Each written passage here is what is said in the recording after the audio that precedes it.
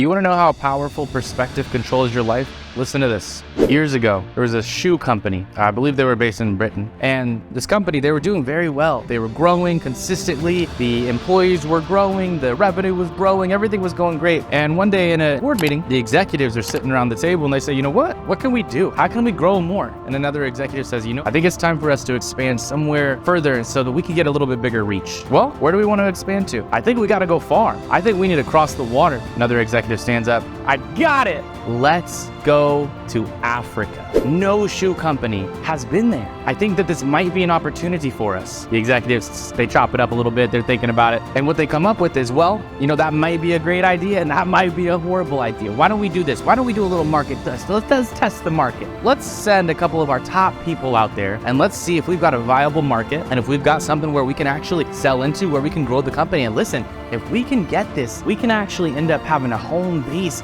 over in Africa. You guys, this could 10x the company. There's so many people there. All right, let's try it. Well, I have a question for you guys. What are we gonna send? That's a great question. You know what? I think that if we can send our very best 2 salespeople, I think that that's gonna be the best result. Now let's do this. Let's not send them together because we want to get perspective. Let's send these 2 separately and let's hear back from them. And when they get back, we're going to be able to hear what the perspective is. Maybe their perspectives won't be the same, right? But this is going to give us a good market test, and this is going to allow us to know what we're actually getting ourselves into before we invest a ton of money, before we get a ton of our employees, a ton of our salespeople going across the pond. So what happens is they send their top 2 guys, and they send them separately. They send one to a certain part of Africa, they send another to another part of Africa. Very similar in climate. And so time goes by, right? They're all wondering. They're like, oh man, what are they going to say? This could be juicy. This could be terrible. What are we going to do? And so a couple of weeks go by. It's time to get the news. First guy comes into the office. Executives are sitting around the table. Executives say to him, all right, spill the tea. Let's hear it. What are we looking at? And the salesperson proceeds to tell them, he says, listen, I see what you were thinking. I thought it may be a good idea too. That's why I went. But we got a problem. That was a horrible idea. Absolutely horrible. You see, the problem is when I got there, I thought it might be great. But what I realized in talking to people and getting out in the community, we actually don't even have a market there. Nobody even wears shoes. So there's no way that we're going to actually sell shoes into this market. It's just not their thing. They don't wear shoes. So the executives are like, oh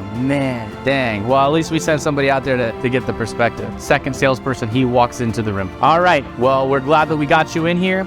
Obviously we sent you out for the scouting mission. Spill the tea, baby. We want to hear what you got. Second salesperson says, listen, I'm very glad that you guys could send me out and so that I could get a little market analysis. And I got to tell you guys, this is the best possible idea ever. You see, when I got there and I started talking to people and I got out into the community, what I recognized was nobody even has shoes. That means that every single person walking around, that's another customer for us. That's another person that we can sell our shoes to. Not only are we going to be able to be the first company, but by us being first to market, we're going to have a massive amount of community and customer appeal. These are going to be the first shoes that these people ever have. 20, 30 years from now, they're going to remember this brand of shoe because we were the first one to provide them and to come overseas and make sure that they had shoes. This is an amazing idea. I just have one request. Please, please, please, let me lead the charge. I can do this. This is going to be amazing. Let me lead the charge over there and I will blow this thing up. Let's go. The executives sit back in their chairs. They're blown away.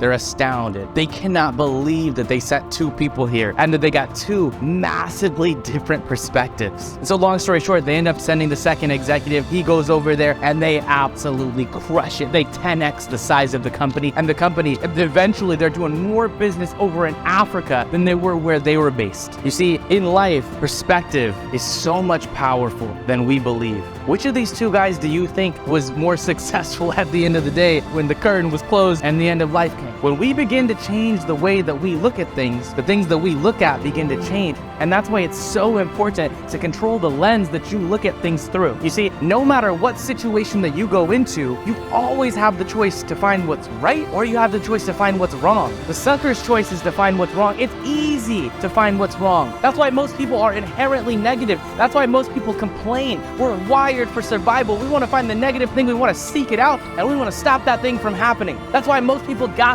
That's why most people, they try to find the wrong thing and they just want to talk about it. It releases dopamine when you talk to other people and you relate on negative things. And so when all you have to do is talk about negative things, what happens is you end up surrounded by negative people. But when you recognize that you have the choice to find what's right, that's when you start to garner the mentality of a champion. The champion is going to always find what's right, and the ultra champion is not only going to find what's right, they're going to find a way to capitalize it. When you go through life with this mentality of consistently just wanting to capitalize on finding that thing that's right and being able to take that thing home, make sure that you hit a home run with finding what's right, you become the cream of the crop. Everything that you look at has something wrong, and everything that you look at has something right. It's positive in, positive out. It can be negative in and negative out. But if you want to live a positive life and you want to have a positive outcome, which I believe you do, or you wouldn't be listening to my voice right now, understand that everything that you do, every step that you take, every breath that you draw can be positive or negative. You got a wolf on each shoulder. One's positive and one's negative. And which one's gonna grow? The one that you consistently feed.